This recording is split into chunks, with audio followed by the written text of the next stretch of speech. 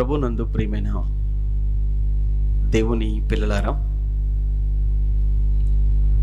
ఎంతో చరిత్ర కలిగిన ఈ మెనోనైట్ బ్రదరన్ సంఘం కాపరి పెద్దలు, ముఖ్యంగా యవనస్తులైన వారికి ప్రత్యేకమైన కృతజ్ఞతలు తెలియజేస్తూ, ఎంతో పురాతనమైన 130 సంవత్సరాలు చరిత్ర కలిగిన మరి ఈ సంఘంలో నన్ను ఆహ్వానించి మీ ముందు నిలవబెట్టి దేవుని వాక్యాన్ని క్రిస్మస్ సందర్భాన్ని పురస్కరించుకుని మీతో పంచుకోవడానికి ప్రయాసపడిన ప్రతి ఒక్కరిని మనస్ఫూర్తిగా నేను అభినందిస్తూ, సహోదరులు మాట్లాడుతూ ఈ సంఘము ద్వారా సుమారు 1800 గ్రామాలకు సువార్త ప్రకటించారు అని విన్నప్పుడు చాలా ఆశ్చర్యం, ఆనందం కలుగుతుంది. నాకున్న ఈ సేవా జీవితంలో 20 సంవత్సరాల సేవా జీవితంలో ఎన్నో ప్రాంతాలకు, అనేక రాష్ట్రాలకు, దేశాలకు వెళ్ళాను. కానీ ఏ సంఘం వారు చెప్పని ఒక అద్భుతమైన ఆశ్చర్యకరమైన మాట ఇక్కడ నేను విన్నప్పుడు నా ఒళ్ళు నిజంగా పులకరించింది. ఇన్ని గ్రామాలకు సువార్తను తీసుకుని వెళ్ళిందా ఈ సంఘము అని. 1800 గ్రామాలలో సువార్త ప్రకటించుటలో సంఘములో ఉన్న ప్రతి ఒక్కరూ పాలిభాగస్తులు అయ్యారు. అందులో పెద్దలు, పిల్లలు, యవనస్తులు, స్త్రీలు అని తేడా లేక అందరూ ఈ కార్యక్రమం చేశారు అంటే నిజంగా దేవుడు ఎంతో ఆనందించేటువంటి కార్యక్రమం. ప్రియులారా, మరి కరోనా కారణంగా ఆగిపోయారు అని తెలిసిందే. భవిష్యత్తులో ఇంకా ఉన్నతంగా అనేక ప్రాంతాలకు సువార్తను తీసుకుని వెళ్ళి ఎవరికి అందనంత ఎత్తులో ఈ సంఘం ఉండాలి, దేవుడు ఆనందించే విధంగా జీవించాలి అని మనస్ఫూర్తిగా ఆశీర్వదిస్తూ, ఇక ప్రత్యేకంగా ఈ కార్యక్రమంలో కొన్ని విశేషమైనటువంటి సంగతులు మరి ఈ సందర్భాన్ని పురస్కరించుకొని మీకు తెలియచేయాలని మీ ముందు నిలబడ్డాను. ప్రియులారా, జేమ్స్ ఇర్విన్ అనే ఒక అమెరికన్ ఆస్ట్రోనాట్ చంద్రమండలం మీద అడుగు పెట్టాడు, తిరిగి భూమి మీదకి వచ్చాడు. ఎప్పుడైతే వీరు తిరిగి ఈ భూమి మీదకి తిరిగి చేరుకున్నారో మీడియా వాళ్ళంతా కూడా వెళ్ళారు. వెళ్ళి ఆ జేమ్స్ ఇర్విన్తో మాట్లాడుతూ ఒక ప్రశ్న ఆయన అడిగారు. ఏమండి, మీరు చంద్రుని పైకి మీరు వెళ్ళారు కదా, చంద్రుడి మీద మీరు కాలు మోపారు కదా, ఎలా ఉంది మీ ఎక్స్పీరియన్స్? ఎలా ఉంది మీ అనుభవం? ఎలా ఉంది? మీరు ఎలా ఫీల్ అవుతున్నారు అన్నప్పుడు ఆ జేమ్స్ ఇర్విన్ చెప్పిన ఒక అద్భుతమైన మాట ఏంటంటే, నేను చంద్రుని మీద అడుగు పెట్టడం ఇది గొప్ప కాదు, ఇది న్యూస్ కాదు, ఇది కాదు వార్త. సర్వాన్ని సృష్టించిన సృష్టికర్త అయినటువంటి యేసుక్రీస్తు పరలోకాన్ని విడిచిపెట్టి ఈ భూమి మీద అడుగు పెట్టాడు చూసారా, ఇది వార్త, ఇది విశేషమైనది, ఇది చాలా గొప్పది. నిజంగా యేసుక్రీస్తు ఆయన చాలా గొప్పవాడు. ఈ సృష్టిలో ప్రతిదీ ఆయన వల్ల కలిగింది. కలిగి ఉన్నది ఏదియు ఆయన లేకుండా కలగలేదు అన్నాడు. ఎవరు ఆయన? ఆది యందు వాక్యముగా ఉన్నాయన, దేవుని యొద్ద ఉన్నాయన, దేవుడుగా ఉన్నాయన, ఆయనే శరీరధారి అయి కృపాసత్య సంపూర్ణుడుగా మన మధ్య నివసించిన ఆయనే జీసస్ క్రైస్ట్, యేసుక్రీస్తుల వారు. ఆయన పరలోకాన్ని విడిచిపెట్టడం ఏంటి, ఈ భూమి మీద అడుగు పెట్టడం ఏంటి? ఈ భూమి మీదకి ఆయన రావడంలో ఉన్నటువంటి ఉద్దేశం ఏమై ఉంటుంది? నేను ఖమ్మంలో ఉంటాను. నేను ఖమ్మం నుంచి బయలుదేరి దేవరకొండకు వచ్చాను. ఎందుకు వచ్చారు అని మీరు నన్ను అడిగితే కారణం ఉంది. మీరు కూడా అనేక ప్రాంతాల నుంచి మీరు ఇక్కడికి వచ్చారు. మీరు ఎందుకు వచ్చారు అని మీరు ఎవరిని అడిగినా, ఈరోజు ఒక యూత్ క్రిస్మస్ జరుగుతుందండి.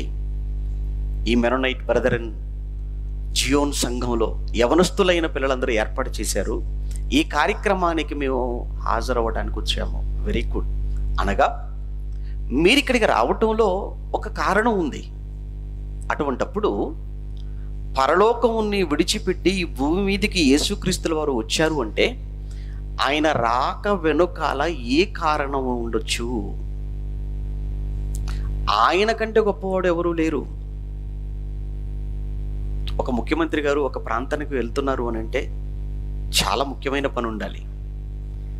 అటువంటిది ఒక ప్రధానమంత్రి గారే ఒక రాష్ట్రానికి లేదా ఒక పట్టణానికి ఆయన వస్తున్నాడు అంటే ఇంకా చాలా పెద్ద కారణమై ఉండాలి. ఒక ముఖ్యమంత్రి తను ఉన్నటువంటి నివాసాన్ని విడిచిపెట్టి ఒక ప్రాంతానికి రావాలన్నా, ఒక ప్రధానమంత్రి తను ఉన్నటువంటి నివాసాన్ని విడిచిపెట్టి ఒక ప్రాంతంలో అడుగు పెట్టాలి అన్నా వారి రాక వెనకాల ప్రత్యేకమైనటువంటి కారణాలు ఉండటం అనేది ఎంత సహజం.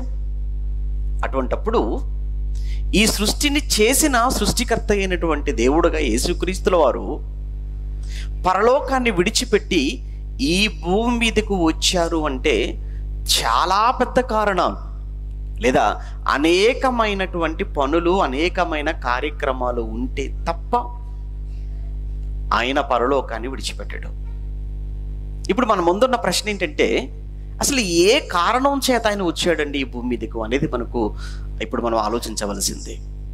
యేసుక్రీస్తుల వారు ఏ కారణం చేత పరలోకాన్ని విడిచిపెట్టాడు? ఏ కారణం చేత మరియ గర్భము గుండా ఈ లోకములోనికి ఆయన వచ్చి పొత్తిగుడ్డలతో చుట్టబడి ఒక పశువుల తొట్టిలో పరుండబెట్టబడ్డాడు? ఒక సామాన్యమైనటువంటి వడ్రంగి కుటుంబంలో పెరిగాడు.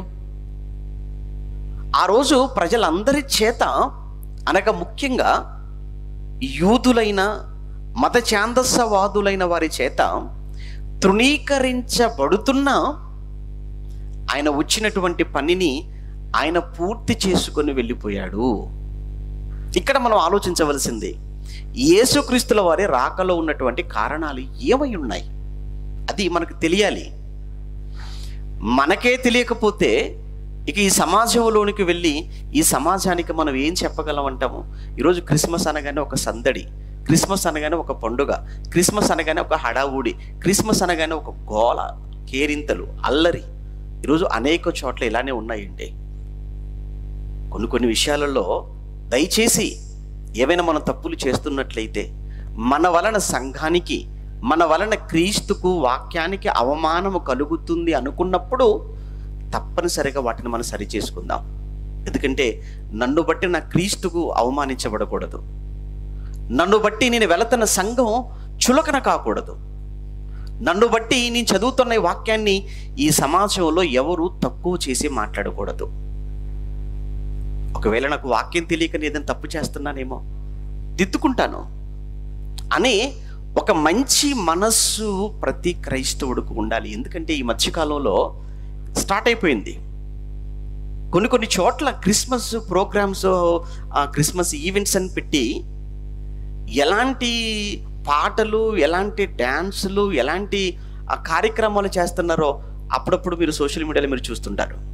నిజంగా ఈరోజు జరుగుతున్న ఈ కార్యక్రమం విషయంలో మనస్ఫూర్తిగా చెప్తున్నాను, చాలా ఆనందపడుతున్నాను. ఎందుకంటే ఇలాంటిది ఏది లేదు ఇక్కడ.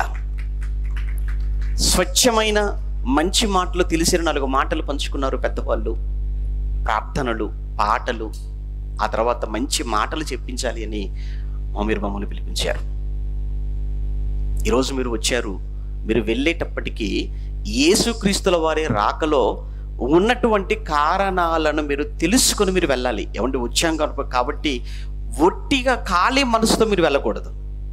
వచ్చినందుకు తప్పనిసరిగా కొన్ని మంచి సంగతులు మీరు నేర్చుకున్నామండి. హైదరాబాద్ నుంచి వచ్చామండి, నల్గొండ నుంచి వచ్చారండి, అనేక ప్రాంతాల నుంచి వచ్చామండి. మా రాక వ్యర్థం కాలేదు. మీ వచ్చినందుకు మాకు చాలా ఆనందంగా ఉంది. కారణం ఏంటంటే ఎప్పుడు వినని నేర్చుకొనని బైబిల్లో ఉన్నటువంటి మంచి సంగతులు మేము నేర్చుకున్నాము అన్న తృప్తి, ఆనందం మీకు ఉండాలి. రైట్. ఇక మొట్టమొదట యేసుక్రీస్తుల వారి రాక. ఏమంటే జన్మ అనేటువంటి పదం కంటే ఆయన రాక అన్న పదాన్ని ఉపయోగించడం వాక్యానికి సరిగ్గా బాగుంటుంది. ఎందుకంటే పుట్టుక అన్న పదాన్ని మనం ఉపయోగించామనుకోండి, అంటే అంతకుముందు లేడా అనే ఒక ప్రశ్న వస్తుంది. ఇప్పటికే మనం ఏమంటున్నామంటే యేసుక్రీస్తుల వారు 2000 సంవత్సరాల క్రితం పుట్టాడండి అని మనం అంటున్నప్పుడు, అంటే 2000 సంవత్సరాల క్రితం ఆయన లేడా? అంటే యేసుక్రీస్తుల వారు వయసు 2000 సంవత్సరాలేనా అని అటువైపు నుంచి మనకు ఒక ప్రశ్న మనకు ఎదురవుతుంది. కానీ యేసుక్రీస్తుల వారి గురించి బైబిల్లో చాలా చక్కగా వ్రాయబడింది. ఏమన్నాడు అంటే ఆయన ఈ లోకములో ప్రవేశించెను అన్నమాట. ఒకసారి ఆ మాట మన బైబిల్లో చూద్దామా? హెబ్రీలకు రాసిన పత్రిక 10వ అధ్యాయం. హెబ్రీలకు రాసినటువంటి పత్రిక 10వ అధ్యాయం 5వ వచనములో ఎంత చక్కగా వ్రాస్తున్నాడో పౌలు గారు ఆ హెబ్రీలైన వారికి మీరు చూడాలి. హెబ్రీ పత్రిక 10వ అధ్యాయం 5వ వచనం అండి.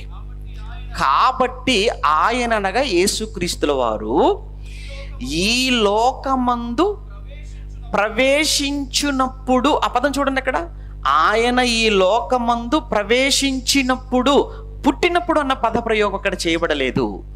ప్రవేశించినప్పుడు అన్న పదం అక్కడ ఉపయోగించాడు. అంటే ఎందుకు ప్రవేశించాడు అన్న పదాన్ని ఉపయోగించాడు అని అంటే ఆయన అంతకు ముందు కూడా ఉన్నాడు గనుక. ఎక్కడున్నాడు? ఇక్కడ లేడు, పరలోకంలో ఉన్నాడు. అందుకే యోహాను సువార్త 1వ అధ్యాయం 1వ వచనంలో ఆదియందు వాక్యముండెను, వాక్యము దేవుని యొద్ద ఉండెను, వాక్యము దేవుడై ఉండెను, ఆ వాక్యమే ఇప్పుడు శరీరధారిగా కృపాసత్య సంపూర్ణుడిగా మన మధ్యకు వచ్చింది. అంటే ఇప్పుడు మన మధ్య శరీరధారిగా ఉన్న ఆయన ఎక్కడున్నాడు? ఒకప్పుడు పరలోకములో దేవుని యొద్ద ఉన్నవాడు అని చాలా చక్కగా, చాలా తేటగా చెప్పబడిందండి. అందుకే యేసుక్రీస్తుల వారు ఆయన ఈ లోకానికి ప్రవేశించాడు. ఎంతకాలమైంది ఆయన ఈ లోకంలో ప్రవేశించి? 2000 సంవత్సరాలు. 2000 సంవత్సరాల క్రితం లేడా? ఉన్నాడు. ఎక్కడ? ఇక్కడ కాదు, పరలోకంలో ఉన్నాడు. అయితే ఇప్పుడు మరి పరలోకంలో ఉన్న ఆయన ఈ భూలోకంలో ఏం పని? పరలోకంలో ఉన్న ఆయన ఎందుకు పరలోకాన్ని విడిచిపెట్టి ఈ భూలోకానికి రావాలి?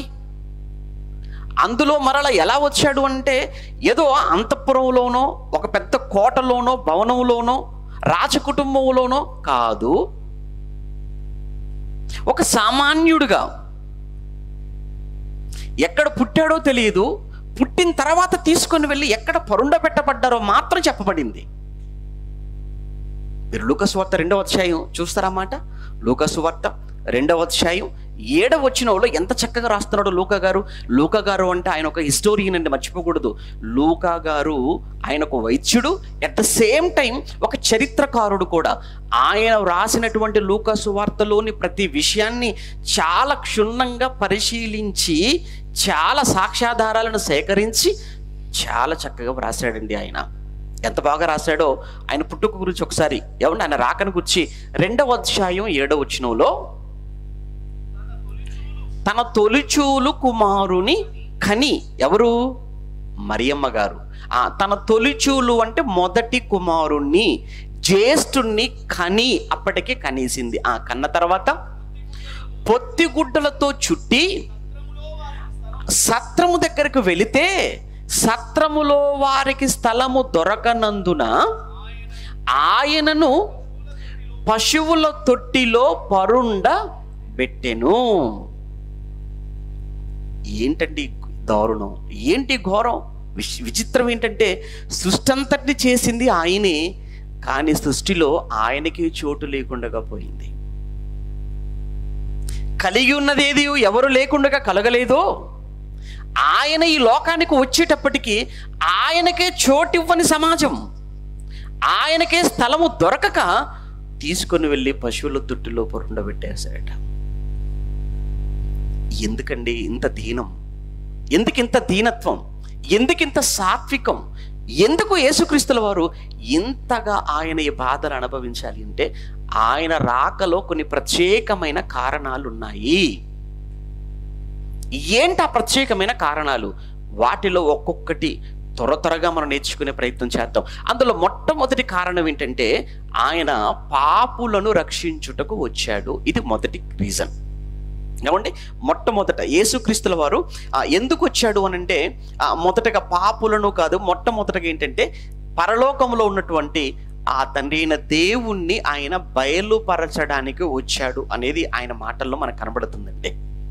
యేసుప్రభుల వారు ఎందుకు వచ్చారు అంటే దేవుని గురించి చెప్పడానికి, దేవుణ్ణి బయలుపరచడానికి, ఇంకా చెప్పాలి అని అంటే దేవుణ్ణి చూపించడానికి వచ్చాడు అంటే ఇంకా బాగుంటుంది.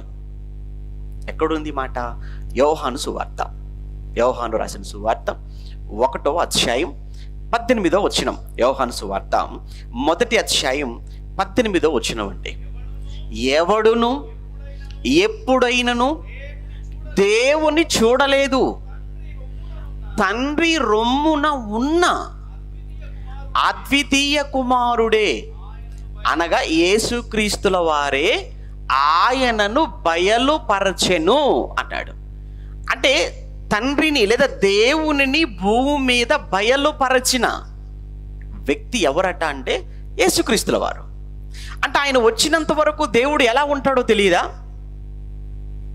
దేవుడు ఎవరో తెలియదా? దేవుడు ఎవరో ఆయన ఎలా ఉంటాడో తెలియకనే ఆ కాలంలో ఉన్నటువంటి మనుషులు ఎంతో మంది దేవుళ్ళను ఆల్రెడీ వాళ్ళ చేతులతో చేసుకొని సేవించుచున్నటువంటి కాలం అది. ఎందుకంటే అప్పటికి బాబిలోనియన్స్ వెళ్ళిపోయారు, ఆ తర్వాత మెడో పర్షియన్స్ వెళ్ళిపోయారు, గ్రీకులు వచ్చేసారు. అప్పుడు యేసుక్రీస్తుల వారు వచ్చే సమయానికి రోమన్స్ పాలిస్తున్నారు ప్రపంచాన్ని. మీకు కొంత ఈ చరిత్ర కూడా తెలియాలి. ఏమంటే అందులో ప్రస్తుతం ఈ కాలంలో బైబిల్ను మనం బోధించాలి అని అంటే, బైబిల్ గురించి ఎవరితోనైనా మనం మాట్లాడాలంటే బైబిల్కున్న బేస్ మనకు తెలియాలి. బైబిల్లో మనకు బేస్ లేదనుకోండి, ఏమంటే ఒక అపార్ట్మెంట్ అయినా ఒక ఇల్లు అయినా నిలబడాలంటే కింద పునాది ఉండాలి. పునాది ఎంత బలంగా ఉంటే పైన అంత బలంగా అంత ఎత్తుకు వెళ్ళిపోవచ్చు మనం. కింద పునాది సరిగా వేయకుండా నేను లేపేస్తాను 10 ఫ్లోర్లు అంటే ఎలా అవుతుంది? పడిపోద్ది. అలానే బైబిల్ మీద బేస్ మనకు ఉండాలి. బైబిల్లో పునాది, ప్రాథమికమైనటువంటి సంగతులు మనకు తెలియాలండి. అప్పుడు బైబిల్ గురించి మనం మాట్లాడతాం. ఎవరితోనైనా మనం ఒప్పించే అంత శక్తి దేవుడు మనకి ఇస్తాడు. రైట్. ఇక్కడ మనం యేసుక్రీస్తుల వారి కాలం నాటికి అప్పటికి గ్రీకులు, మీకు తెలుసో లేదో, ప్రపంచంలో అత్యధిక మంది దేవుళ్ళను చేసుకున్న వాళ్ళు ఎవరు అంటే గ్రీకులు. ప్రపంచంలో అత్యధిక దేవుళ్ళను చేసుకొని అందరికంటే ఎక్కువ విగ్రహారాధన చేసేవాళ్ళు ఎవరయ్యా ప్రపంచంలో అంటే గ్రీకులు. గ్రీకు పురాణాలు, గ్రీకు తత్వవేత్తల గురించి చదువుకున్న వాళ్ళకు తెలుసు అనుకుంటున్నాను. గ్రీకులండి. ఆ తర్వాత రెండవదిగా ఎవరండి ఎక్కువ మంది దేవుళ్ళు దేవతలు కలిగిన వారు అంటే రోమన్స్ అండి, రోమీలు. ఆ తర్వాతనే మనం వస్తాం. ముందు గ్రీకులు, తర్వాత రోమన్స్. యేసు ప్రభుల వారు వచ్చే సమయానికి ప్రపంచాన్ని ఏలుతున్నది ఎవరయ్యా అంటే రోమన్స్. అంటే అప్పటికి ఏమైపోయిందంటే అసలు దేవుడు ఎక్కడో మరుగున పడిపోయాడు. ఆ దేవుని ప్రక్కన పెట్టి ఆ దేవుడు కనబడకుండా ఎందరినో ముందు పెట్టేసుకున్నారు.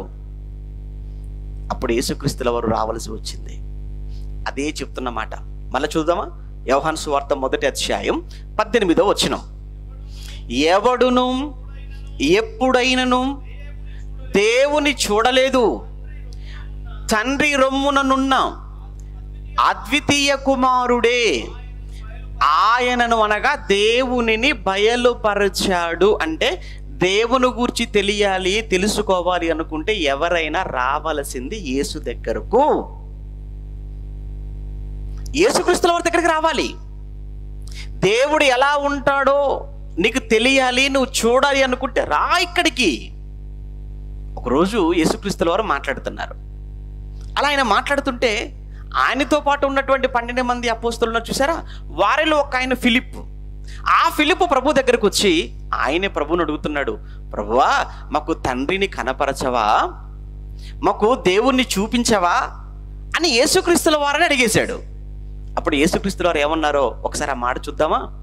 యోహాను సువార్త 14వ అధ్యాయం, యోహాను సువార్త 14వ అధ్యాయం 5వ వచనం చూద్దాం. యోహాను సువార్త 14వ అధ్యాయం 5వ వచనంలో ఏమండి, అందుకు తోమ యేసు ఏమండి 8వ వచనం, అప్పుడు ఫిలిప్పు, ప్రభువా తండ్రిని మాకు కనపరచుము, మాకు అంతే చాలు అన్నాడు. మాకు ఇంకేం వద్దయ్యా, దేవుణ్ణి తండ్రిని కనపరిస్తే చాలు అన్నాడు. అప్పుడు ప్రభు ఏమంటున్నాడు తర్వాత మాటలో? అప్పుడు ప్రభు ఏమంటున్నాడు? అప్పుడు యేసు ఫిలిప్పుతో, నేను ఇంతకాలము మీ యొద్ద నేను ఉన్నానే, నీవు నన్ను ఎరుగవా? నన్ను చూచిన వాడు తండ్రిని చూచి ఉన్నాడు. నన్ను చూచిన వాడు తండ్రిని చూచి ఉన్నాడు. ఎవరిని చూపించమని అడిగావు? తండ్రిని చూపించమన్నావు కదా, దేవుని చూపించమన్నావు కదా. నన్ను చూడు, దేవుణ్ణి కనబడతాడు. అంటే యేసును చూస్తే యేసులో ఎవరు కనబడుతున్నారట? తండ్రి, దేవుడు కనబడుతున్నాడు. అందుకే యేసు ప్రభుల వారు ఎందుకు వచ్చారు, ఆయన రాకలో ఉన్న పరమార్థం, ఆయన రాకలో ఉన్నటువంటి కారణం ఏంటంటే పరలోకములో ఉన్నటువంటి తండ్రిని ఈ సమాజానికి బయలుపరచడానికి, ఈ సమాజానికి చూపించడానికి. దేవుడు అనగానే ప్రేమ కలిగిన వాడు, సహనం కలిగిన వాడు, దీర్ఘశాంతం కలిగిన వాడు, దయ కలిగిన వాడు, కృప కలిగిన వాడు. ఇగో ఈ లక్షణాలన్నీ కూడా ఒక్కసారి నాలో చూడు. నాలో ఉన్నటువంటి ఈ లక్షణాలే, నాలో ఉన్న ఈ స్వభావమే ఎవరిలో ఉంటుంది? దేవునిలో ఉంటుంది.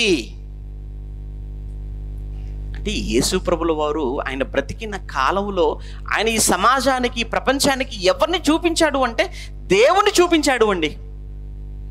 అందులో ఇంకా అనుమానం లేదు. ఎందుకు వచ్చాడు? దేవుని చూపించడానికి వచ్చాడు. దేవుణ్ణి ఈ సమాజానికి పరిచయం చేయడానికి వచ్చాడు. ఆయన ధైర్యంగా చెప్పాడు, దేవుడు అంటే ఎలానో ఉంటాడని మీరు అనుకోకండి, నాలాగానే ఉంటాడు, నాలాగానే ఉంటాడు. ఇదిగో ఆయనలో ఉన్న క్వాలిటీస్ అన్ని నాలో ఉన్నాయి. కనుక యేసు ప్రభుల వారు ఆయన రాకలో ఉన్నటువంటి మొదటగా కారణం ఏంటంటే దేవుణ్ణి చూపించడానికి, దేవుణ్ణి బయలుపరచడానికి యేసుక్రీస్తుల వారు వచ్చారు. ఇది ఒకటంతే. ఇక రెండవ విషయం కూడా ఉంది, రెండవ కారణం కూడా ఉంది. ఏంటా రెండవ విషయం, రెండవ కారణం అంటే అదే మనం చదువుకున్న లేఖన భాగం మత్తయి వ్రాసిన సువార్త మొదటి అధ్యాయం, మత్తయి సువార్త మొదటి అధ్యాయం 21వ వచనం. మత్తయి వ్రాసిన సువార్త మొదటి అధ్యాయం 21వ వచనం అండి.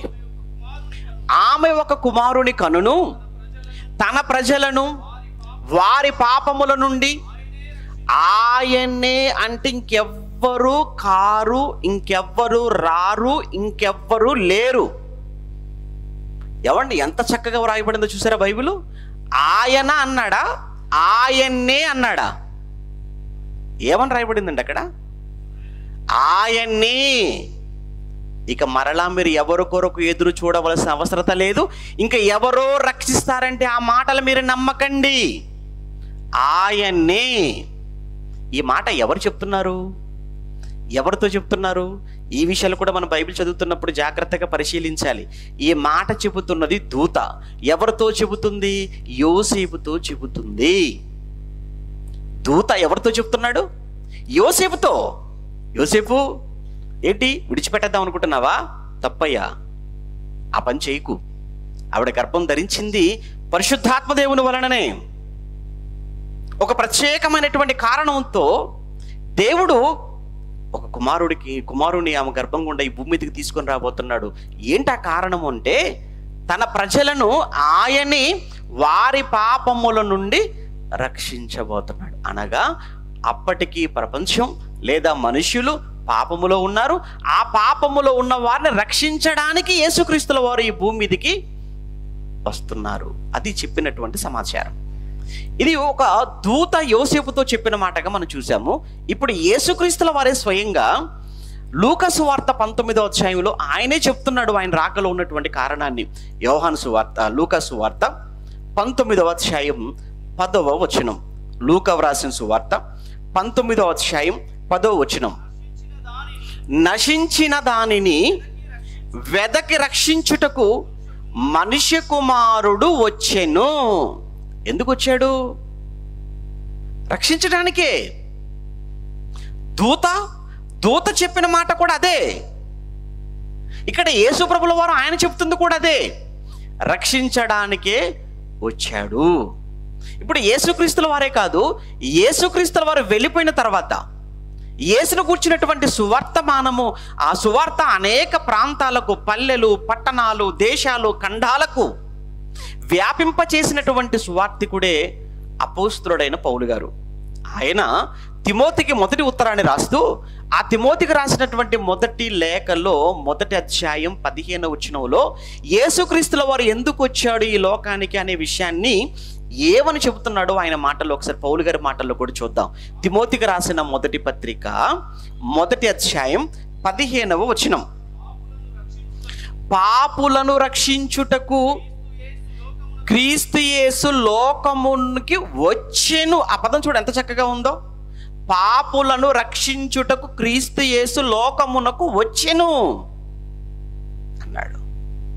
అంటే అక్కడ దూత ద్వారా చెప్పబడిన మాట, యేసు ప్రభుల వారు చెప్పిన మాట, ఇక్కడ పౌలు గారు చెప్పిన మాట ఎక్కడ కూడా మనకు కాంట్రడిక్ట్ అవ్వటం లేదు,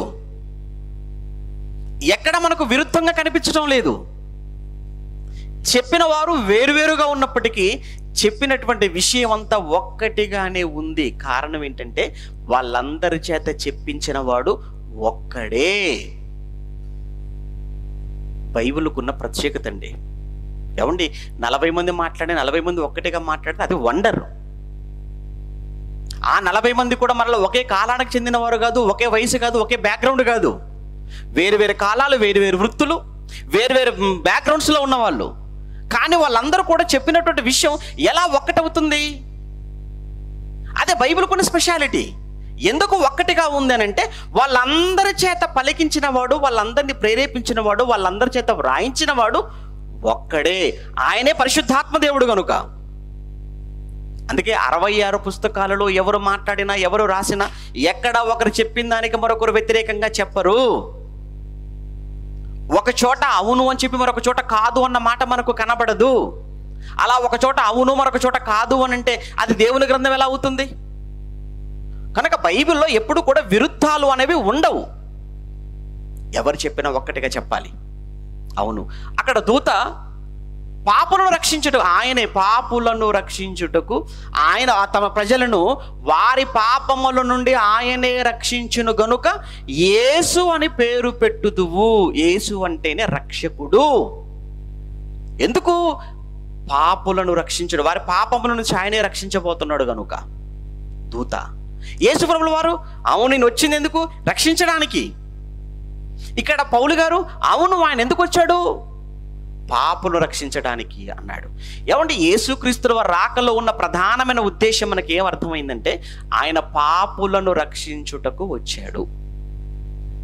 లోకం పాపుల విషయంలో ఎలా చూస్తుందో మనకు తెలుసు. పాపులను దుష్టులను ఏం చేయమంటుంది సమాజం అని అంటే శిక్షించు అంటుంది.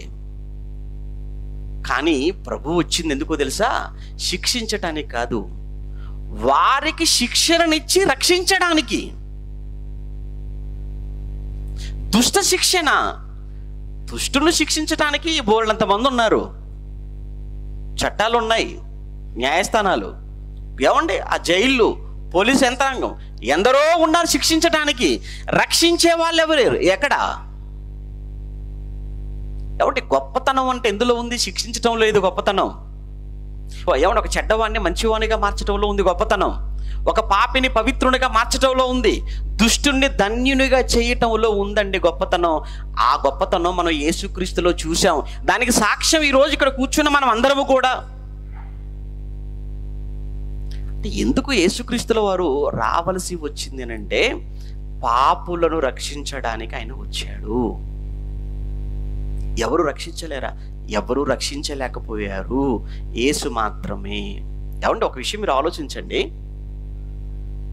ఒక మంచివాణ్ణి మంచివాడిగానే ఇంకా మంచివాడిగా చేయటం అనేది పెద్ద విషయం కాదు, గొప్పతనం కాదు. అది ఒక చెడ్డవాడిని మంచివాడుగా మార్చడం అది ఎంత కష్టం మీరు ఆలోచించండి. ఎవరి తెలివిగల పిల్లలను చాలామంది చూడండి కాలేజీలో ఆఫర్లు పెడుతుంటాయి. 10/10 వచ్చి 10th క్లాస్లో 10/10 వచ్చిన వాళ్ళందరికీ మా కాలేజీలోనండి ఫీజు ఉండదండి, మేము ఫ్రీ సీట్ ఇచ్చేస్తామండి అంటారు. ఎందుకు? మా కాలేజీలో అలాంటి వాళ్ళు తెలివిగల వాళ్ళందరూ జాయిన్ అయిపోతే ఇంకా మంచి ర్యాంకులు మేము సంపాదిస్తామని. నీకు చేతనైతే 10/10 వచ్చినోడు కాదు, బోర్డర్ మార్కులతో పాస్ అవుతాడు చూసారా, ఆయన్ని తీసుకొచ్చి ఆయనకి ర్యాంకులు వచ్చినట్టుగా చెయ్యి. అది నీ కాలేజీ గొప్పతనం అంతే తప్ప ఆల్రెడీ తెలివి కలిగిన క్లెవర్ స్టూడెంట్స్ని ఏరుకొని వెళ్ళిపోయి వీళ్ళ ద్వారా ర్యాంకులు ప్రపంచనం అని చెప్పి ఎవరి కాలేజీలు చేసే మాయా ప్రకటనలు మనం చూస్తున్నాం. యేసులో ఉన్న గొప్పతనం ఏంటో చెప్పమంటారా? ఎలాంటి పాపినైనా కానీ పవిత్రునిగా మార్చగలిగిన శక్తిమంతుడు యేసుక్రీస్తుల వారు. ఆయన ఈ లోకానికి వచ్చిందే అందుకోసం. దానికి సాక్ష్యం కావాలా? ఈ మాట చెబుతున్నది ప్రధాన పాపి అని ఎవరు? పౌలు గారు అక్కడే కిందికి వెళ్ళేటప్పటికీ మాట్లాడుతుంటారు తెలుసా? ప్రధాన పాపిని నేను అంటాడు ఆయన. పాపులలో ప్రధాన పాపినట్టు. ఇదేంటండి? ఇటు పాపులలో ప్రధానమైన పాపి ఉంటాడా అంటే అర్థం ఏంటంటే నా అంత దుర్మార్గుడు, నా అంత చెడ్డవాడు ఇంకెవ్వడు లేడు. ఒకవేళ పాపులకు ర్యాంకులు ఇచ్చుకుంటూ పోతే మొట్టమొదటి ర్యాంక్ నాది అన్నమాట. అది పౌలు గారి మాటల్లో ఉన్న ఉద్దేశం అండి. ఎందుకంటే ముందు నేను ఎలా ఉన్నాను తెలుసా? హింసకుడును, దూషకుడును, హానికరుడును, స్టెఫెను చావుకు సమ్మతించిన వాడును, యెరూషలేమును సంఘాన్ని హింసించిన వాడును, దమస్కులో ఉన్న వారిని కూడా చంపడానికి బయలుదేరిన వాడును. నాకంటే దుర్మార్గుడు ఎవడుంటాడు? అలాంటి నన్ను కూడా చూసారా ఎలా పనికొచ్చే పాత్రగా మార్చేశాడో. పనికి రాని వాడిని కూడా పనికొచ్చే పాత్రగా చేయగలిగిన వాడు యేసు ప్రభుల వారు మాత్రమే. అందుకే వచ్చాడండి యేసుక్రీస్తుల వారు. జక్కయ్య మనకు తెలియంది కాదు కదా. నశించిన దానిని వెతక రక్షించుటకు మనిషి కుమారుడు వచ్చెను అని ఏ సందర్భంలో అన్నాడు? జక్కయ్యతో మాట్లాడుతున్న సందర్భం అది. జక్కయ్య మంచివాడు కాదు. జక్కయ్యకు ఒక టైటిల్ ఇచ్చేసారండి చుట్టూ ఉన్న వాళ్ళంతా. ఏమని టైటిల్ ఇచ్చారో తెలుసా? పాపి. జక్కయ్యకు చుట్టూ ఉన్న వాళ్ళంతా ఒక టైటిల్ ఇచ్చి కూర్చోబెట్టేశారు. ఏంటంటే జక్కయ్య వాడొక పాపి, వాడి దగ్గరికి ఎవడు వెళ్ళకూడదు, వాడితో ఎవడు మాట్లాడకూడదు. ఎందుకు జక్కయ్యను పాపి అన్నారంటే ఆ రోజు పరిసయ్యులైన వారు, శాస్త్రులైన వారు, యూదులు అనేక మంది ఈ సుంకం ట్యాక్స్ వసూలు చేసేవారని అంటరాని వారికి చూసేవారు, అసహించుకునేవారు. వాళ్ళ మీద వీళ్ళకు మంచి అభిప్రాయం ఉండేది కాదు. ఈ జక్కయ్య కూడా అవినీతిపరుడు, అక్రమకారుడే. కానీ ఒకరోజు యేసుప్రభుల వారు ఆగాడు. జక్కయ్య దిగు అన్నాడు. అప్పుడు జక్కయ్య అన్నాడు, అయ్యా నువ్వేంటి నన్ను పిలవడం ఏంటి? మీరేంటి నా ఇంటికి వస్తాననటం ఏంటి? మీరేంటి నన్ను నా ఇంటికి రక్షణ అని మాట్లాడటం ఏంటి? మీరు నా ఇంటికి రావాలి అని అంటే ముందు నన్ను నేను మార్చుకోవాలయ్యా అని అప్పటికప్పుడు జక్కయ్య అన్న మాట ఏంటి తెలుసా అండి? నా ఆస్తిలో సగము నేను బీదలకు ఇచ్చేస్తున్నాను అన్నాడు. నేను ఎవరి యొద్దనైతే అన్యాయంగా తీసుకున్నానో వాళ్ళకి తీసుకున్న దానికి 4 ఇంతలు చెల్లిస్తున్నాను అన్నాడు. ప్రభు ఏమన్నా చెప్పాడా? ఏం మాట్లాడలేదు. ఒకటే మాట, దిగు, నేడు నీ ఇంటికి రక్షణ వచ్చి ఉన్నదన్న ఒకే ఒక్క మాట అండి. ఆ ఒక్క మాట జక్కయ్యలో ఎంత మార్పును తీసుకుని వచ్చిందో మనకు అర్థమైపోయింది అక్కడ. ప్రభువు ఏమో జక్కయ్య నేడు నీ ఇంటికి రక్షణ వచ్చిందంటే వాళ్ళందరంట చూసారు పాపి అని మనుషుడు ఇంటికి వెళ్ళిపోతాడట. అతనితో సహవాసం అటు ఇతను. చుట్టూ ఉన్న వాళ్ళంతా కూడా మాట్లాడుకుంటూ సనుగుతున్నారు. కానీ జక్కయ్యను అక్కడ రక్షించడం ఒక అవినీతి పరుడు కదా. ఒక అవినీతి పరుడుగా, దోచుకున్నవాడుగా, ఒక అన్యాయస్తుడుగా ఉన్న జక్కయ్య జీవితంలో మార్పును తీసుకొచ్చింది ఎవరండి? యేసుప్రభుల వారు కాదు. వ్యభిచారమందు పట్టబడిన స్త్రీని ఒక మంచి స్త్రీగా, ఒక మంచి మాతృమూర్తిగా మార్చిన వ్యక్తి ఎవరు అంటే యేసుక్రీస్తుల వారు. అంటే ఈ సమాజం శిక్షించడం నేర్పించింది, ప్రభువు రక్షించడానికి వచ్చినవాడుగా మనకు కనబడుతున్నాడు. యేసుక్రీస్తుల వారు ఎందుకు వచ్చారు అనే దాని గురించి మనం మాట్లాడుతున్నాం. చూసారా ఎందుకు వచ్చాడు అంటే ఆయన పాపులను రక్షించుటకు అన్నాడు. యేసుక్రీస్తుల వారు ఈ భూమి మీదకి రావడంలో ఉన్న 2వ కారణం. మొదటి కారణాన్ని మనం ఏం చూసాం? ఆయన పరలోకమందున్నటువంటి తండ్రిని ఈ సమాజానికి బయలుపరచడానికి వచ్చాడు 1. 2 పాపులను రక్షించుటకు వచ్చాడు. ఇది 2వ కారణం. అంతేనా? ఈ 2 కారణాలకి రావాలండి పరలోకం నుంచి? ఈ 2 విషయాల కోసమా? లేదండి, మూడవది కూడా ఉందండి. మూడవది ఏంటంటే సమాధానాన్ని ఇవ్వడానికి వచ్చాడు ఆయన. అంటే మనుషులకు భూమి మీద సమాధానం లేదా? లేదు. అందుకే ఆయన రాక ఆయన పుట్టాడో లేదో అనగా ఆ రోజు ఉన్నటువంటి పామరులు కదా, గొర్రెల కాపరులు, వాళ్ళకి అర్థం కావాలంటే అలానే మాట్లాడాలి. దావీదు పట్టణమందున రక్షకుడు మీ కొరకు పుట్టి ఉన్నాడు అని చెప్తే వాళ్ళకి అర్థమవుతుంది. కనుక వాళ్ళకి అర్థమయ్యే భాషలో ఆ మాట దేవదూతలు చెప్పారు. అదే సమయంలో పరలోకము నుండి దేవదూతల సైన్యం దిగిపోయిందట. దిగిపోయి వాళ్ళంతా కూడా పాట పాడుతున్నారట. మొట్టమొదట క్రిస్మస్ సాంగ్ అక్కడే పుట్టిందండి. ఇప్పుడు మనమందరం క్రిస్మస్ సాంగ్స్ పాడుతున్నాం కదా, మొట్టమొదట క్రిస్మస్ సాంగ్ అక్కడే. ఇంతకీ ఏంటి ఆ సాంగ్లో? పల్లవి మాత్రమే రాయబడిందండి, చరణాలు లేవు అక్కడ. ఇంతకీ ఏంటి ఆ పల్లవి? ఒకసారి చూస్తారా?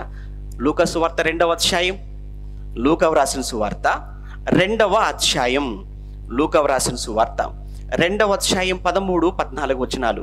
లూకా వ్రాసిన సువార్త 2వ అధ్యాయం 13-14. వెంటనే పరలోక సైన్య సమూహము ఆ దూతతో కూడా ఉండి సర్వోన్నతమైన స్థలములలో దేవునికి మహిమయు ఆయనకిష్టులైన మనుషులకు భూమి మీద సమాధానము కలుగునుగాక అని దేవునికి స్తోత్రము చేయుచుండెను. అయిపోయింది, పాట అయిపోయింది. ఏమండి, ప్రసంగం కాదు, పాట. ఏంటట? భూమి మీద ఆయనకిష్టులైన వారికి సమాధానము కలుగునుగాక. అంటే యేసు ప్రభు వచ్చాడు, ఏమొస్తుంది ఇప్పుడు మీకు? ఇక సమాధానం. అంటే యేసు ప్రభు వచ్చినంత వరకు సమాధానం లేదా? లేదు. ఎక్కడ లేదు సమాధానం? ఒక వ్యక్తిలో సమాధానం ఉందా? వ్యక్తికి మధ్య సమాధానం ఉందా? లేదా మనిషికి దేవునికి మధ్య సమాధానం ఉందా? లేదండి. ఒక మనిషిలో కూడా సమాధానం లేదండి. ఎందుకు సమాధానం లేదు మనిషిలో అని చెప్పమంటారా? ఆ మనిషిలో పాపం ఉంటే ఆ పాపం మనిషిని నెమ్మదిగా ఉండనివ్వదు. మనిషి పాపము చేసి పాపములో ఉంటుండగా ఆ మనిషికి ఎక్కడండి నెమ్మది, ఎక్కడండి సమాధానం? మన ఈ మధ్యకాలంలో ఒక ప్రముఖ హీరో అండి, ఆయన మాట్లాడుతూ ఒక మంచి మాట అన్నాడు. నాకు అన్నీ ఉన్నాయి కావలసినవన్నీ, కానీ నా మనసుకు నెమ్మది లేదు అన్నాడండి. అదేంటి? నేను ఒక ప్రముఖ హీరోను, నాకు కావలసినటువంటి పేరు నాకుంది, నాకు ఏమంటే నాకు ఎంతమంది, కొన్ని వేలు లక్షల మందిలో నాకు అభిమానులు ఉన్నారు, మంచి పేరు ఉంది, ఇల్లు ఉంది, డబ్బు ఉంది, అన్నీ ఉన్నాయి. కానీ బాధ ఏంటంటే ఇన్నున్నప్పటికీ కూడా నా మనసులో నెమ్మది, నా మనసులో సమాధానం లేదు. ఎందుకు? అతనికి అన్నీ ఉన్న సమాధానం లేదు. అన్నీ ఉన్నా ఎందుకు నెమ్మది లేదు? ఆ నెమ్మదినిచ్చే, సమాధానాన్ని ఇచ్చే ఆ యేసు నీలో లేనంత వరకు నీకు ఎన్నున్నా ఉపయోగం లేదయ్యా, ఎన్నున్నా ప్రయోజనం లేదు. ఎందుకంటే సమాధానం ఆయనే ఇవ్వాలి. కారణం మనిషిలో పాపం. నిజంగా పాపం ఉంటే మనిషిలో సమాధానం ఉండదంటే ఉండదు. తనకు ఉండదు, తనతో పాటు మరొక వ్యక్తితో కూడా తనకు సమాధానం ఉండదు. వ్యక్తికి సమాధానం ఉండదు. మీకు అర్థం కావాలంటే ఒకసారి ఏదైనా వనంలోనికి మనం వెళ్ళామనుకోండి. ప్రారంభంలో ఏదైనా తోటలో మనకి ఎవరు జ్ఞాపకం వస్తారు? అవ్వ, ఆదాము.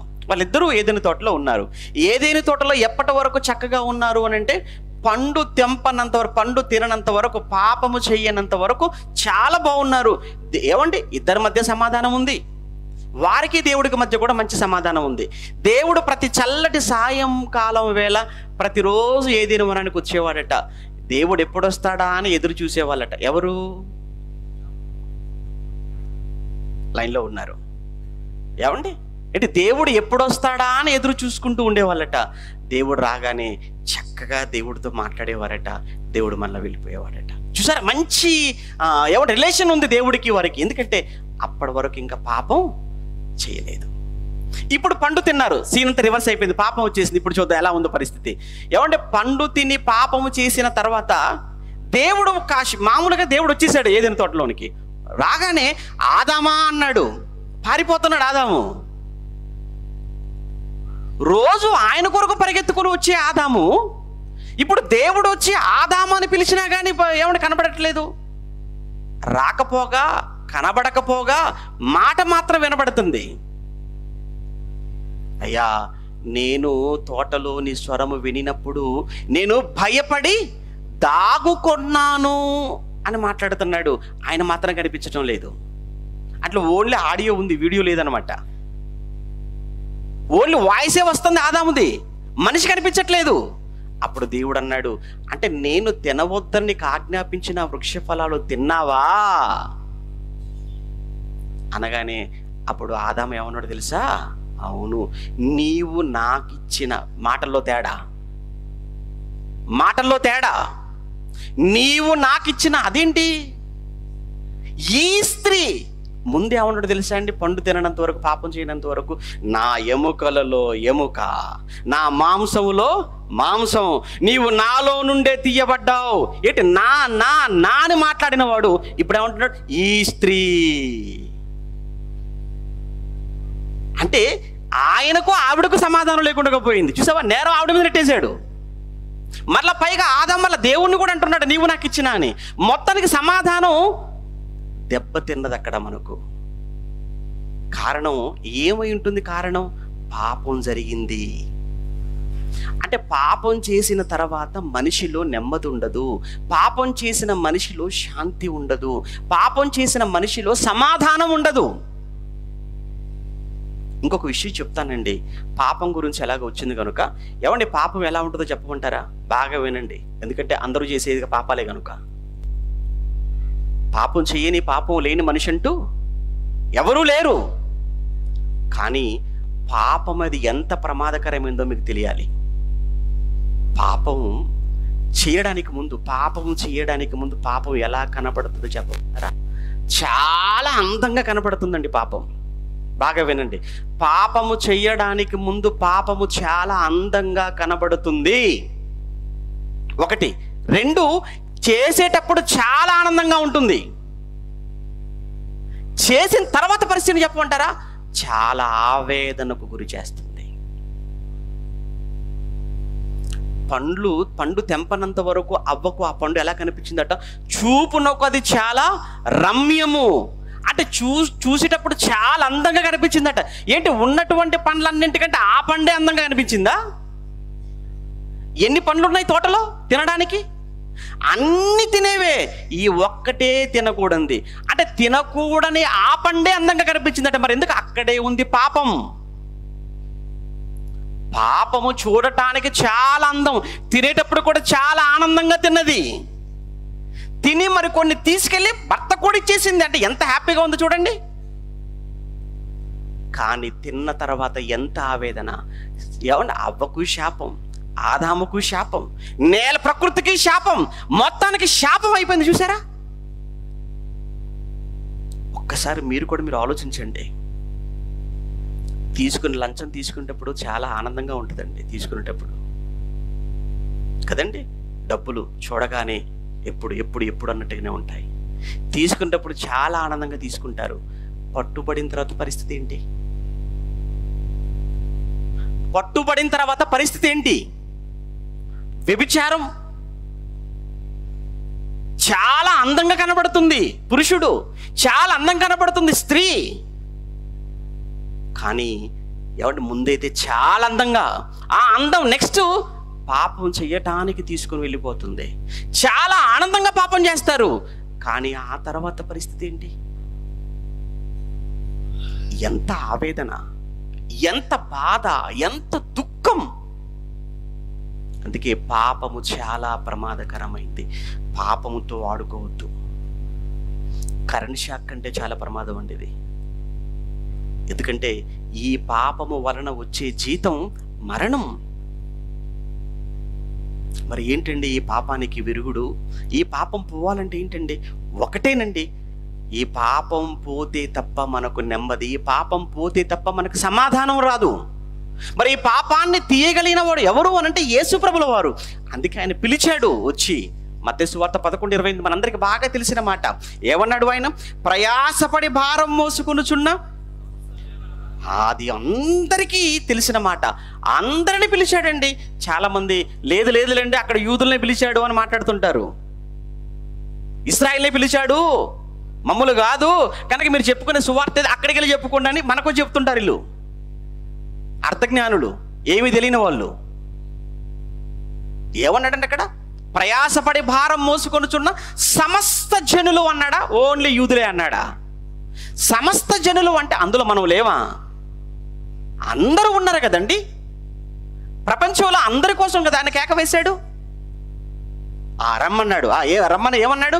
మీరు ఒక భారాన్ని మీరు మోస్తున్నారు.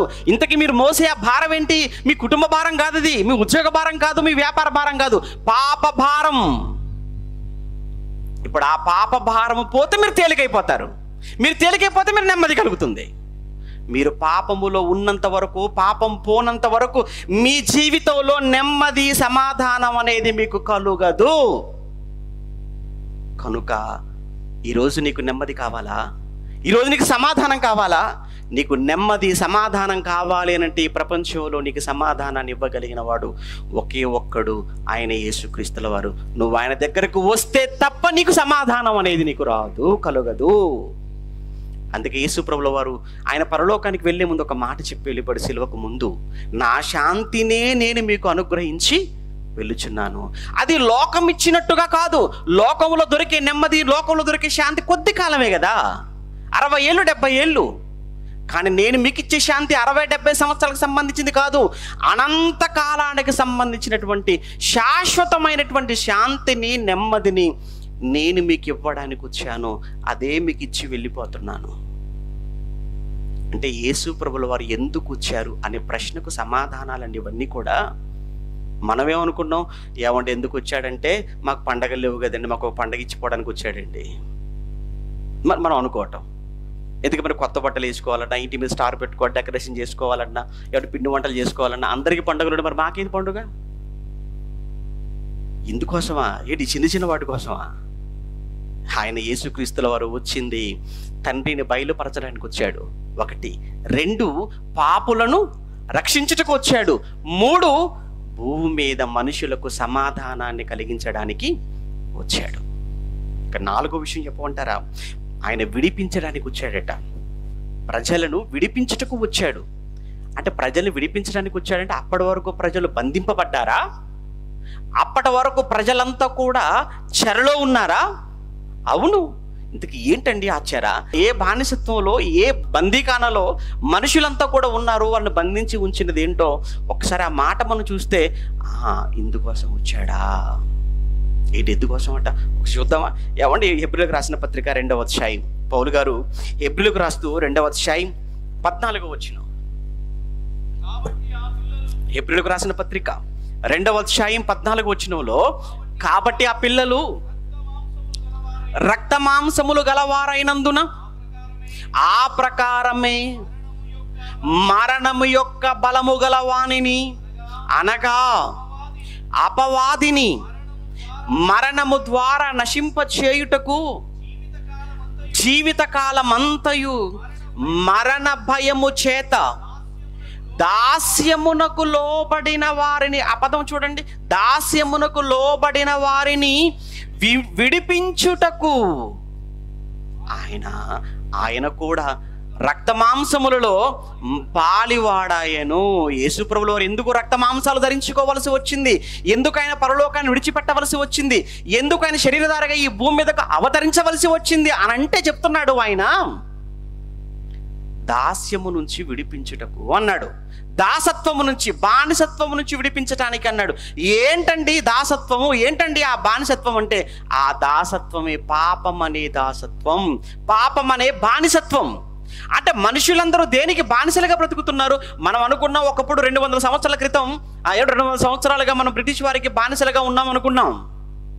అంతకు మునుపు మొఘలులు పరిపాలించారు మనం అనుకున్నాం. ప్రపంచంలోని అన్ని దేశాలు కూడా ఏమనుకున్నాయనంటే, మేమందరం కూడా పలానా దేశం యొక్క బానిసలుగా మేము బ్రతుకుతున్నాం అనుకున్నారు. కానీ వారికి తెలియని నిజం ఏంటంటే, ప్రపంచంలో అందరూ కూడా పాపానికి బానిసలయ్యారు.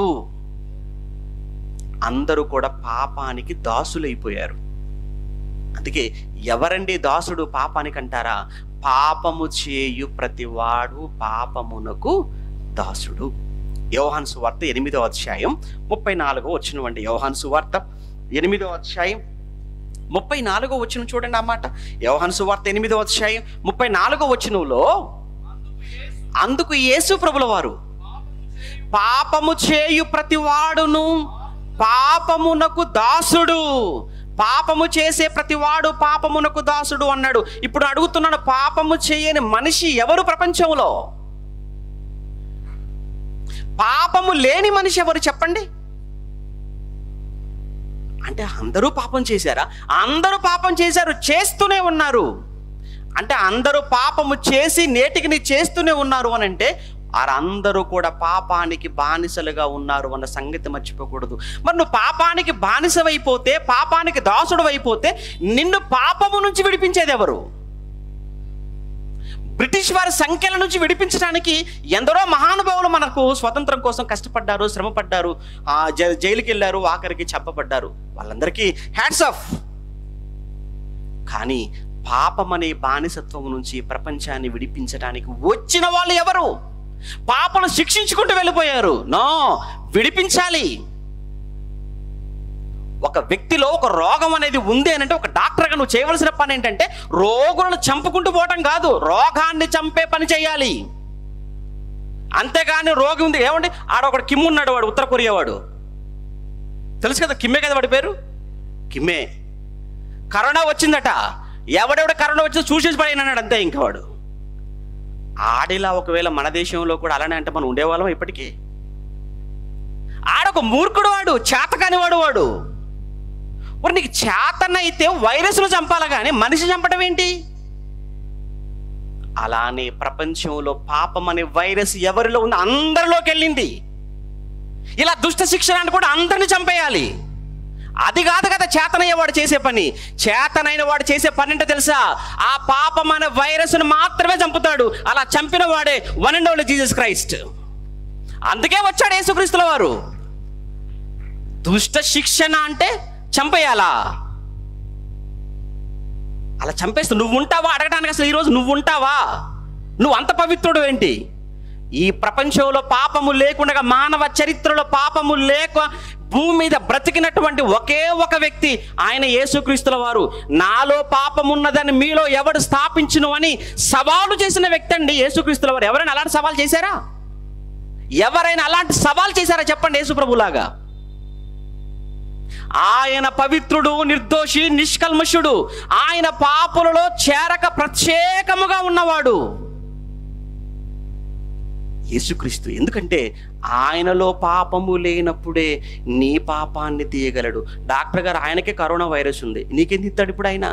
ఆయనే ఏమన్నా క్వారంటైన్లో ఉన్నాడు, నీకెలా చేస్తాడు?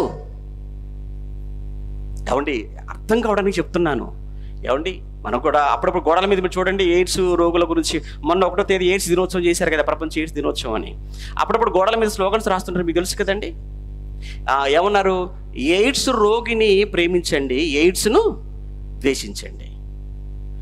రోగాన్ని ద్వేషించండి, రోగిని మాత్రం ప్రేమించండి. లేదండి రోగిని కూడా చంపాల్సిందేనండి వీళ్ళ భాషలో. అది కాదయ్యా, రోగిని ప్రేమించు, రోగాన్ని మాత్రం ద్వేషించు. యేసుక్రీస్తుల వారు అదే చేసి చూపించాడు. జక్కయ్యా దిగు అమ్మా, ఎవరూ నీకు శిక్ష విధించలేదా అమ్మా? నేను నీకు శిక్ష విధించానమ్మా. నీకు శిక్ష విధించాలంటే నేను ఒక్కడనే విధించాలి, ఎందుకంటే ఇక్కడ పాపము లేనివాడిని నేను మాత్రమే.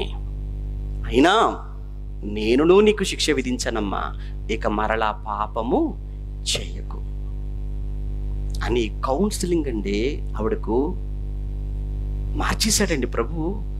అలా మారిపోయిన వాళ్ళనండి ప్రపంచంలో ఎందరో. యేసు ప్రభుల వారు వచ్చింది పాపం అనే బానిసత్వంలో మగ్గిపోతున్న మానవాళిని పాప బానిసత్వం నుంచి విడిపించడానికి వచ్చాడు. అందరూ ఏదో ఒక దానికి బానిసలుగా ఉన్నారని ఒక్కసారి మీరు ఆలోచించండి. మీరు కూడా దేనికి ఒక దానికి మీరు అడిక్ట్ అయిపోయి ఉంటారు, దేనికి ఒక దానికి మీరు బానిసలైపోయి ఉంటారు. కొంతమంది తాగుడుకు బానిస అయిపోతారు. కాబట్టి తాగుడుకు బానిస అంటే అర్థం ఏంటి? మానుకోలేరు అంటే నువ్వు దానికి బానిస అయిపోయావు. మరికొంతమంది వ్యభిచారానికి బానిసలుగా బ్రతుకుతుంటారు. మరికొంతమంది సీరియళ్లకు బానిసలు. ఇందులో చాలా మంది దొరికిపోతారు. ఇక్కడ సీరియళ్ళకి ఎంతమంది బానిసలు? అందరూ బానిసలే. ఏమండి, ఏదో సీరియల్ పేరు చెప్తారండి. ఏ దీపం చూసారా? నీకు తెలియని విషయం ఏంటంటే అసలు నీ దీపం ఆరిపోతుంది. నరుని ఆత్మ యెహోవా పెట్టిన దీపం, నీ దీపం ఆరిపోతుందన్న సంగతి నువ్వు ఆలోచించక ఆ దీపం అయిపోతుందని అడుగుతున్నావు నువ్వు. ఏమంటే మీరు ఆ సీరియల్ చూడలేకపోతే మీరు ఉండలేకపోతున్నారు అనుకుంటే ఖచ్చితంగా చెప్తున్నాను, మీరు కూడా దానికి బానిసైపోయినట్టే. సరిగ్గా సీరియల్ మధ్యలో కరెంటు పోయింది అనుకోండి, నిజంగా ఆడ కానీ అక్కడ ఉండాలి కానీ మరి తిట్టే తిట్లకు వాళ్ళు దాన్ని వాడు ఉరిపోసుకొని చావాల్సిందే. టెన్షన్ పెరిగిపోతుంటుంది. నెక్స్ట్ ఏం జరిగిందో ఏం జరిగిందో ఏం జరిగిందో ఏమైపోయిందో, ఏమవ్వలేదు నీకే బీపీ పెరుగుతుంది, ఏమవ్వదు నీకే స్ట్రోక్ వస్తుంది, ఏమవ్వదు కాసేపట్లో అంబులెన్స్ వచ్చేస్తుంది. అవసరం అంటావా? అంటే నువ్వు సీరియల్ కొరకు అంతగా ఆలోచించాలా? సీరియల్ చూడలేక ఉండలేకపోతున్నావు అంటే నువ్వు సీరియల్ బానిసవు. కొంతమంది సినిమా చూడలేక ఉండలేకపోతున్నారు, సినిమాకు బానిసలు. కొందరు సిగరెట్ కాల్చలేకపోతే అసలు ఉండలేరండి బాబు. ఏమండి, చెప్పడానికి కూడా కాస్త బాధపడుతూనే చెప్తున్నాను. అక్కడక్కడ వెళ్ళినప్పుడు కొంతమంది చెప్తుంటారు, మా పాస్టర్ గారండి సిగరెట్ కాల్చాడంటే ప్రసంగం ఎరగదిస్తాడండి ఆ రోజు అంటారండి. పోరు బాపురే, ఇదేంటండి బాబు? ఆయన కానీ అది కాల్చి వచ్చేసాడు అని అంటే ఇంకా బల్లాలు ఇరిగిపోవాల్సిందే సంఘం చర్చిలో. అంటే ఆయనకు అదొక రకమైనటువంటి ఎనర్జీ అనమాట. ఇదేంటి, చేసిన పని ఏంటి, చేసే పని ఏంటి ఇక్కడ? అంటే పాప ఆయన కూడా పాపానికి బానిసైపోయాడు. ఏమండి పిల్లలు ఉంటారు యవనస్తులు, ఆ యవనస్తులు చేసే క్రిస్మస్ ప్రోగ్రామ్ అట కదా ఇది. ఆ యవనస్తులు మీకేం లేవా? మీకు బోళ్ళని ఉన్నాయి. మీకు ఏమున్నాయి చూడండి. ఆటల పిచ్చి చాలా మందికి ఉంటుందండి. క్రికెట్ పిచ్చి, ఫుట్బాల్ పిచ్చి ఉందా? దానికి బానిస. అవసరమైతే ఆ సమయంలో ఆరాధన జరుగుతున్నా ఆరాధన మానుకొని కూడా టీవీల ముందు మొబైల్ ముందు సెట్ అయిపోతారు. అంటే ఎందుకు? అది చూడలేకపోతే నువ్వు ఇక్కడ రాలేవు. ఇక్కడికి వచ్చినా నీ మనసు అంతటే లాగేస్తుంది. అంటే నువ్వు దేనికో బానిసైపోయావు. ఇక ఆటలకు బానిస కాకపోయినా ఖచ్చితంగా ప్రేమకు బానిసైపోతారు.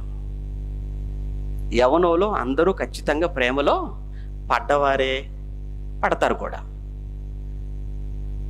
ఏమంటే ప్రియుడు ప్రేయస్ని చూడలేకపోతే ఉండలేకపోతాడా? లేదు. ఆడ ఏ చూసినా అదే కనపడుతుంటుంది అంతే.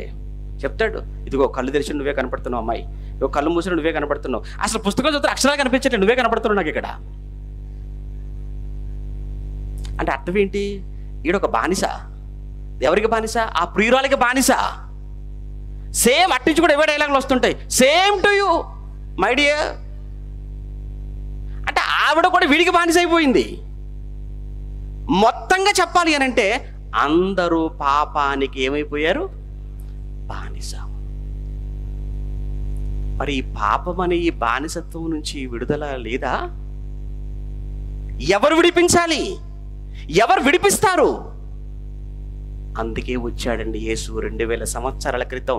ఆయన అందుకే వచ్చాడు, అందుకే సిలువెక్కాడు, అందుకే ప్రాణం పెట్టాడు, అందుకే సమాధి చేయబడ్డాడు, తిరిగి లేచాడు. అందరిని తన వైపుకు ఆయన ఆకర్షించుకున్నాడు, ప్రపంచాన్ని. అందుకే యేసు ప్రభుల వారు ఎందుకు వచ్చారు అని అంటే పాపం అనే బానిసత్వంలో ఉన్న వారిని విడిపించటానికి యేసు ప్రభుల వారు వచ్చారు.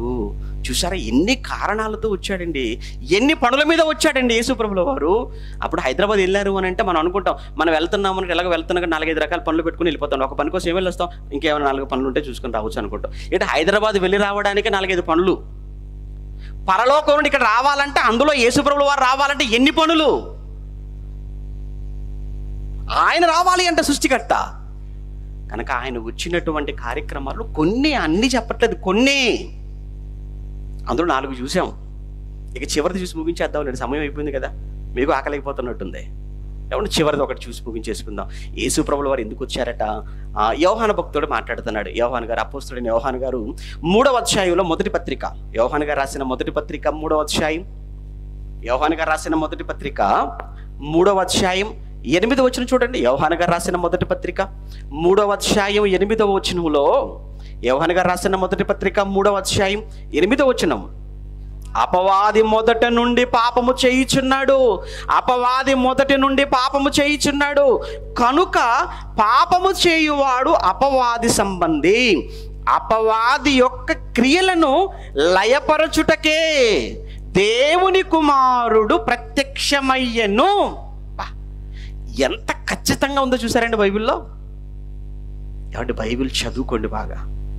మేము చదువుతున్నామండి. ఎలా చదువుతున్నారండి? అదే పడుకునే ముందు ఇలా ఓపెన్ చేసామండి, ఒక వాక్యం కనిపించింది, సరిపోయింది, మూసేసామండి. ఉదయం లేవగానే మళ్ళీ ఓపెన్ చేస్తామండి. ఏం లక్కీ లెటర్ అండి ఇదేమైనా జ్యోతిష్యమా?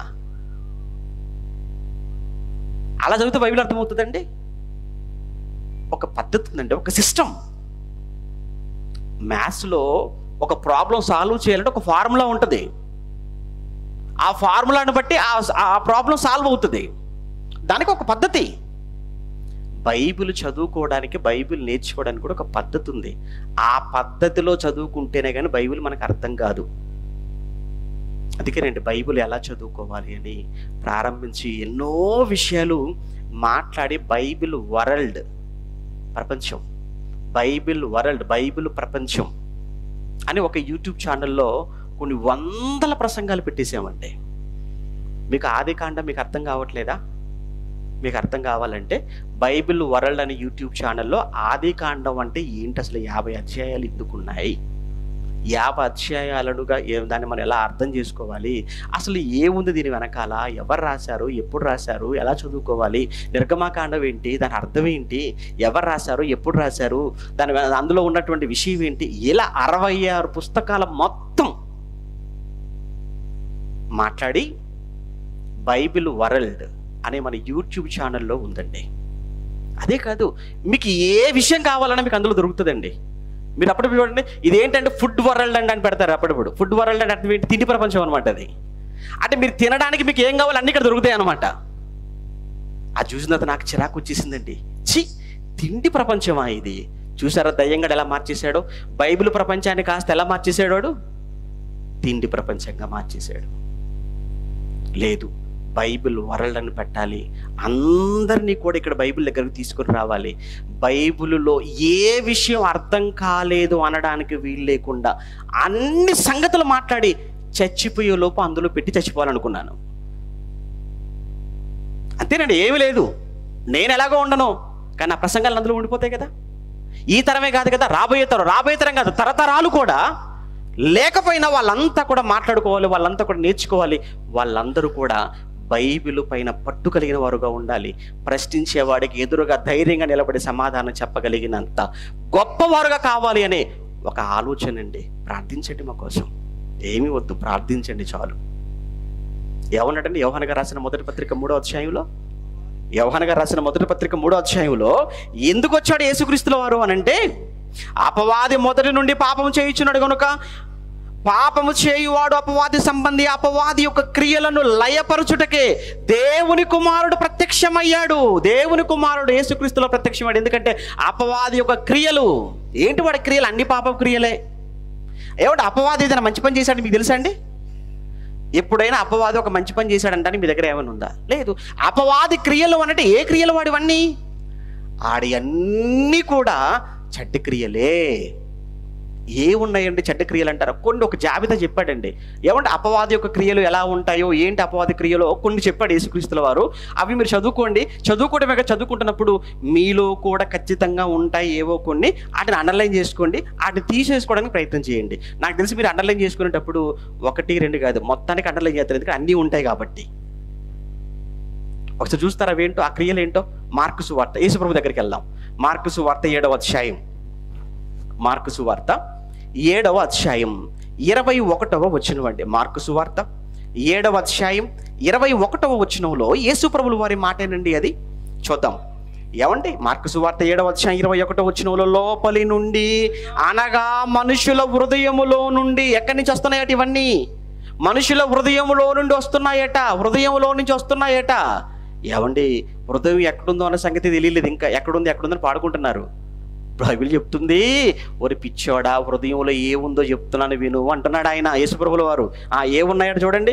మనుషుని యొక్క హృదయములో నుండి దురాలోచనలు. నెంబర్ 1 చూసారా?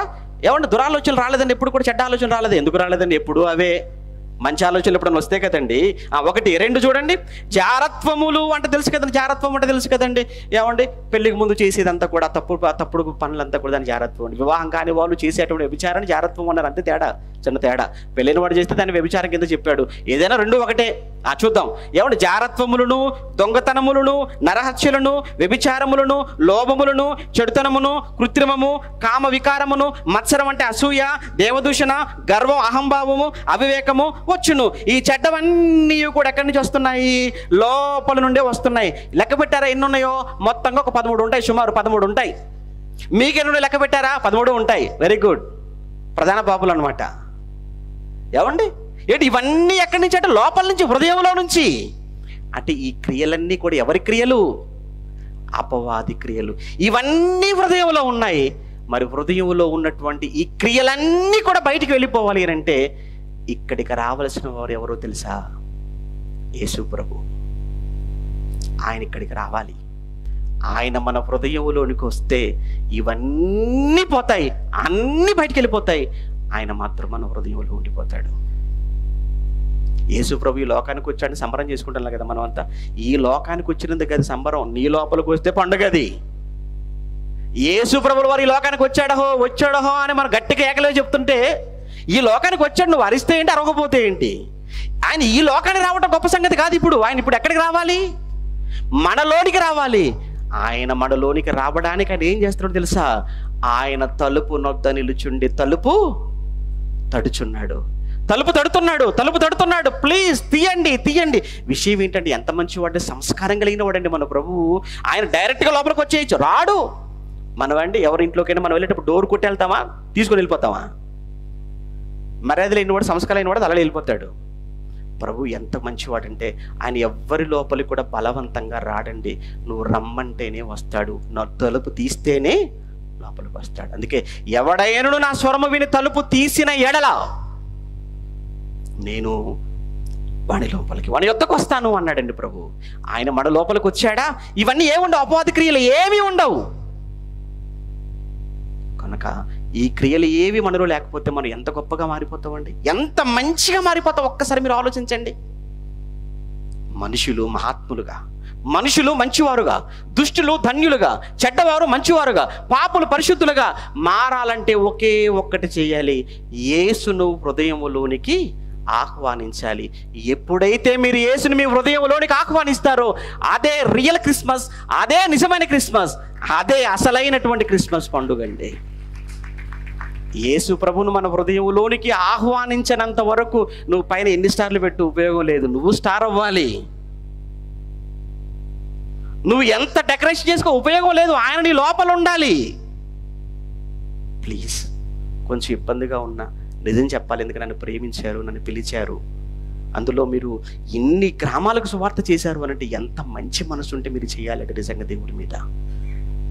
అందుకే మీరు నన్ను కోరుకున్నారు కనుక, నేను మీ మేలు కోరుతున్నాను కనుక, గాయమైనా పర్వాలేదు, చిన్న చిన్న గాయాలే కదా, సరి చేసుకుందాం. తప్పే ఉందంటే మనకు తెలియక చేసాం, మార్చుకుందాం.